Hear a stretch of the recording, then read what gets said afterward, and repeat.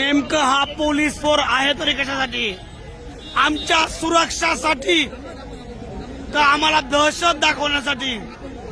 कोटीच्या संख्येने मराठे घुसलेत मुंबईमध्ये, कोटीच्या संख्येने मराठे घुसलेत मुंबईमध्ये,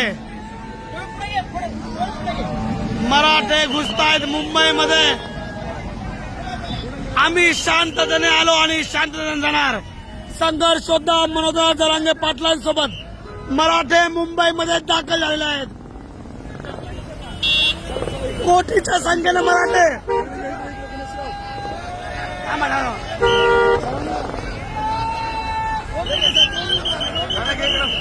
पाहू शकतो आपण. दादाला निरोप द्या पहिले. कुठून जायचंय?